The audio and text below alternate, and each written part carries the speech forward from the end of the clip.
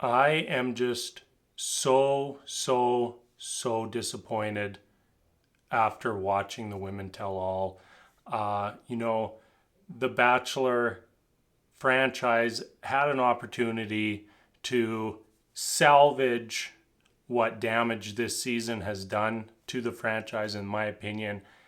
And it felt like they did almost everything in their power to just sweep it further under the rug. And it was hard to watch. This has not been a very good season. And the reason that it hasn't been a good season is that the drama was allowed to overtake the show. The drama, evolved from just drama to bullying and harassment and very much crossed the line. And I just feel like in in the world today, with everything going on, for The Bachelor to put out this show and it to just not hold anyone accountable for their actions was disgusting. Absolutely disgusting. And, this really further soured this season for me. And, how I feel about the franchise overall. Honestly, I think it's probably time for Chris Harrison to go. If he's not willing to sit down with Victoria, MJ, Anna, and say, what you did on the show, what you did to the other women was wrong, was terrible, and has no business being on this show, it's pathetic. Absolutely pathetic. They're making excuses for Victoria. They're running a blooper reel of Victoria at the end of the show to, make her seem like this fun, nice person. And it's awful because she was terrible. She behaved like the worst person we've ever seen on the show. And it wasn't just like one thing, like she just kept targeting women and attacking them, going after them, being just a terrible person. We had to endure that all season long. And the only solace was that we were going to get some form of accountability tonight. And we just never saw it. All those mean girls, we just saw them doubling down, tripling down, quadrupling down. And everybody else in the room just buying it and moving on. It was hard. It was just brutal to watch. And once again, it overshadows everything else. Like seeing all the things that we didn't get to see this season on tonight's episode. There was like 4 dates or 4 portions of dates that we never saw, never aired. And instead, we got force-fed more Victoria, more MJ, more Anna, and just brutal. I wanted to see Victoria get told tonight. That's what I wanted to see. I wanted to see no holds bar, everyone telling her, what you did on the show was disgusting. What you did on the show was toxic. What you did on the show was bullying. And that just didn't happen. They were like, "Hey Victoria, how do you feel about everything?" She's like, "Oh, it was fine. It was a hard situation." And then, where Matt's sitting there is like, "Yeah, it was pretty hard, wasn't it?" And like that's an excuse for everything. No, that's not acceptable. And that's disappointing on so many levels. Like Matt knows better. And now that Matt has seen what happened, for him to just be like, you were stressed out. It's okay that you were just a horrific human being. It's fine, Victoria. Not okay.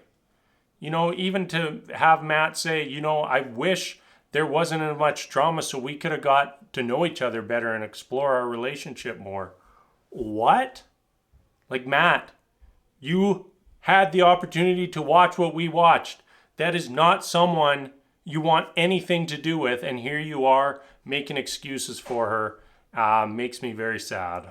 All right, let's leave all that behind and try to talk about a few of the other things tonight. One little detail that I wanted to point out was after Matt came out, Serena P kind of, asked Matt a question, and then one thing she said to Matt was, I hope you're happy now. And they cut to Matt, and he looked sad. He looked very sad.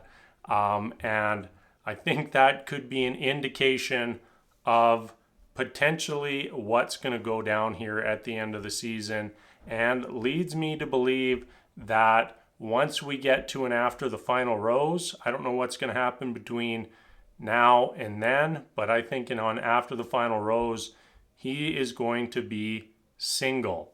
I've heard lots of comments about that beard. That is a single man's beard. And I'm starting to buy it. So, I don't know what's going to go down here over the last 2 weeks, but I wouldn't be surprised if in the very, very end, we're seeing a single Matt James. Two other women I wanted to touch on, Katie and Abigail. For me, they're the two real bright spots of this season. They're two women that I found myself rooting for. They're two women that we kind of got to see a little bit of their personalities. For example, like I'm sitting there watching all the Piper stuff, and everybody's trying to build this Piper story up, and I'm like, I just didn't see anything from Piper all season long. Like, I don't know what kind of person she is. I don't really know much about her relationship with Matt, and I don't know if that's just a case of we didn't get to see that.